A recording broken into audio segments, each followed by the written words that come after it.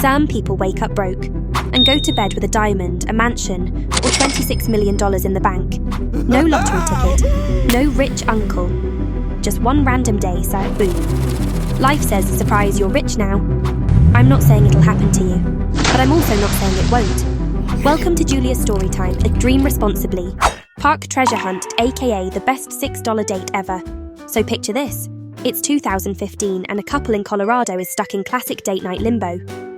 What do you want to do? I don't know, what do you want to do? They're one indecision away from just staying home and binge watching The Big Bang Theory for the 12th time. Then the boyfriend has a light bulb moment and goes, "Hey babe, wanna go Minecraft IRL? There's this park in Arkansas where you pay $6 and just dig for actual diamonds." And she's like, "Wait, so we're paying to do manual labour? For fun?" But also, yeah, kind of thrilling, she agrees. Enter Crater of Diamonds State Park, an open field of ancient volcanic dirt that looks like a construction site had a baby with a sandbox. For just $6, they hand you a shovel and say, "Whatever you find, it's yours." Honestly, it's less of a romantic date and more like someone turned Minecraft into a real-life lottery. You're outside, digging in the dirt like a hopeful raccoon, thinking, okay, probably nothing, but what if? So Bobby Oscarson, yes, that's her actual name, not a fragrance, heads in thinking she'll find a bottle cap or maybe a worm with commitment issues. She digs. Nothing. Digs again. Still nothing. Just when she's about to give up and go cry into a funnel cake, something in the dirt glints.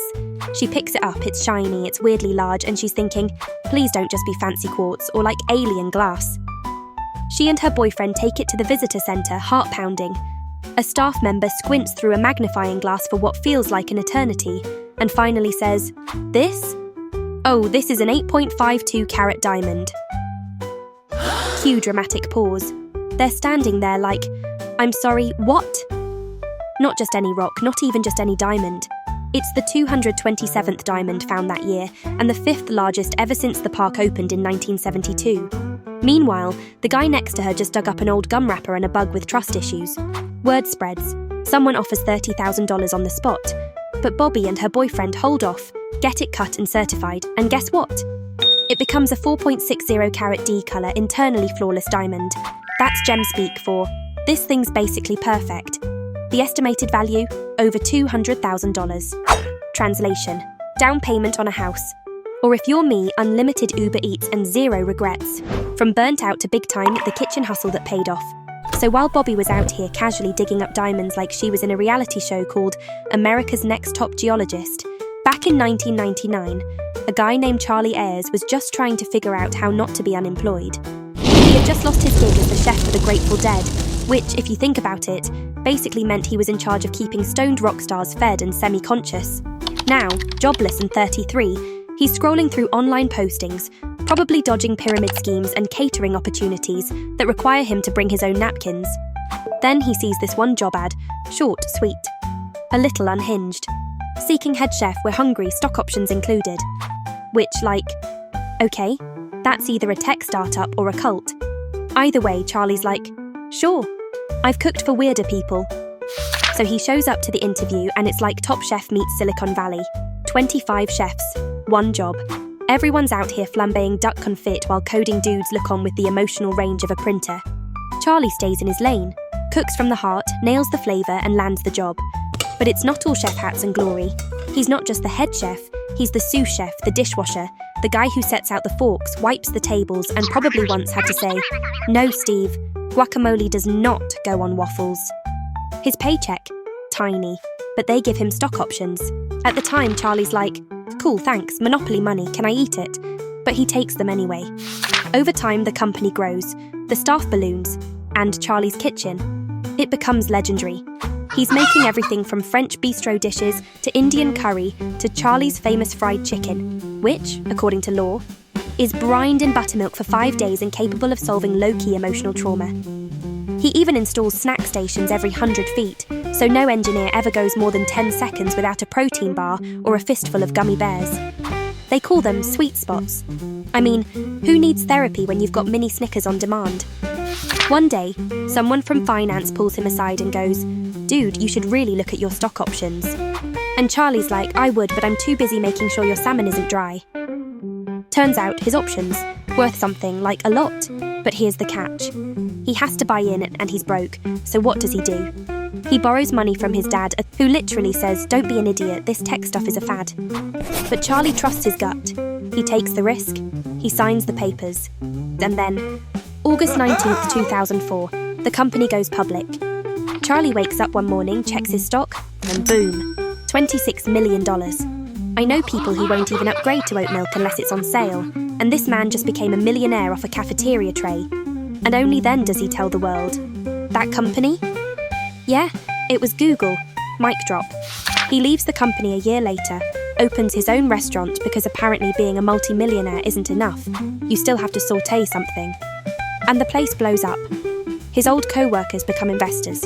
He gets hired by Facebook, Twitter, Oracle. Basically, he becomes the Beyoncé of tech world food. As for me, I would have opened a taco truck and named it Retirement Plan. Fixer Upper Home comes with free explosions and cash. All right, buckle up. This one starts off like a slow burn Hallmark movie and ends like a Silicon Valley IPO with a cowboy hat on. It's 1995. Gerald and Keaton, a couple whose bank account says no, but whose dreams scream yes, finally scrounge together their savings and buy a house from Gerald's sister. And this isn't just any house. It's got 3,000 acres of land. That's not a backyard, that's a kingdom. Sure, the place is old, the land's a little wild, but in their heads they're already planting tomatoes, maybe raising chickens, sipping lemonade on the porch like they're retired Southern royalty. Life is peaceful, quiet, full of hope. Fast forward 6 years. Gerald checks the mail, probably expecting a coupon or a utility bill, and instead finds a letter that might as well have been a plot twist. It's from a natural gas company, and it basically says, "Hey, fun fact, your land sits on a gold mine of gas, and also due to a clause from the Stone Age buried in your deed, we're legally allowed to dig. Surprise." Keaton reads it. Gerald reads it. Cue existential panic. Within weeks, their lovely slice of heaven is a full-on construction nightmare. Trucks, drilling rigs, dudes in reflective vests yelling into walkie-talkies. Dust in the air, noise all day. The squirrels move out, even the weeds look stressed. 3 months of this madness go by. And finally Gerald snaps. Not in a grab-a-pitchfork kind of way. No. He does what every modern man does when pushed to the edge. He reads the fine print. He starts researching, lawyering up, probably Googling things like how to make gas companies cry legally.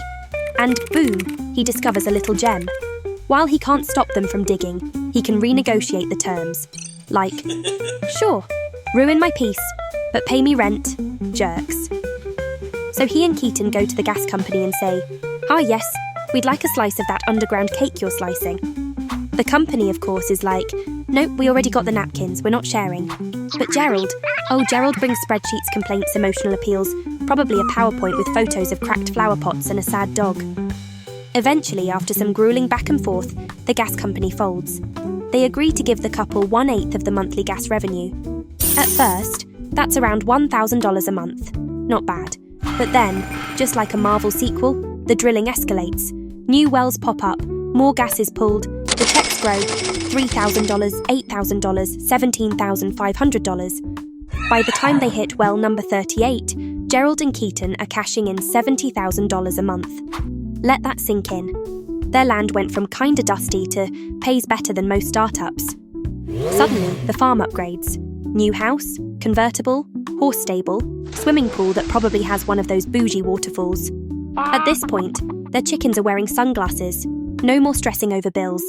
Now it's family parties, grandkids riding ponies, and gift-giving like it's Christmas every Tuesday. They didn't just find money under the ground. They found freedom. Honestly, if I were Gerald, I'd be hugging the mailbox every morning like it's a slot machine. He wanted closure. He got a castle. He's working as a caregiver, scraping by on a low paycheck and government assistance. His fridge is probably just a bottle of ketchup and some passive-aggressive yogurt. Life, not giving rich vibes. Now Jordan's never known his father. Not really. His mum had a short fling at 20, got pregnant, and the guy vanished faster than a Tinder match who sees you mention astrology in your bio. All he had growing up was this weird hunch that maybe, just maybe, his dad wasn't just some guy in a tracksuit. At 8 years old, he overheard relatives whispering that his dad might have been someone important, like money important, title important, possibly has a painting of himself over the fireplace, important. Cue the obsession.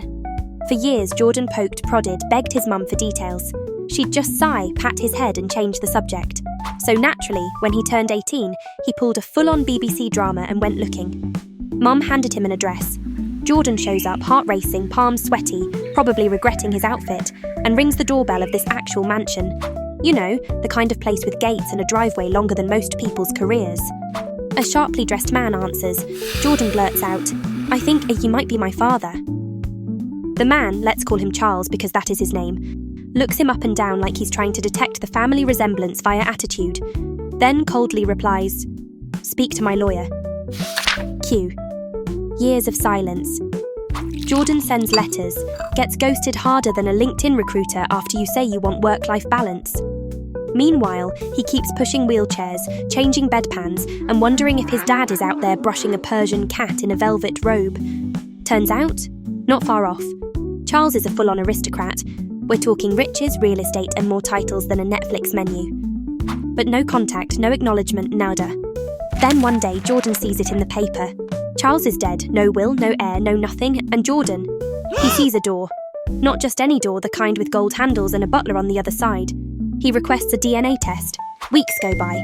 And then, ding ding ding, it's a 99.9999% match. Boom. That's not just you might be the father, that's you are the father, and here's the castle to prove it. Suddenly, Jordan becomes the legal heir to a 1,536-acre estate, a £50 million fortune, and an annual allowance of £52,000, aka posh people's Starbucks budget. This man just leapfrogged the class system in a single paternity test. He quits his job, buys a luxury car, takes his girlfriend to New York, and starts living like Downton Abbey met Love Island and had a financially stable baby. Instagram, flexed, life leveled up, and the DNA test, probably framed in the hallway. So next time someone tells you to let it go about your daddy issues, just remember, sometimes it pays to follow the drama. Literally. If that didn't blow your mind at least once, check your pulse. Which one was your favourite? The diamond digger? The Google guy?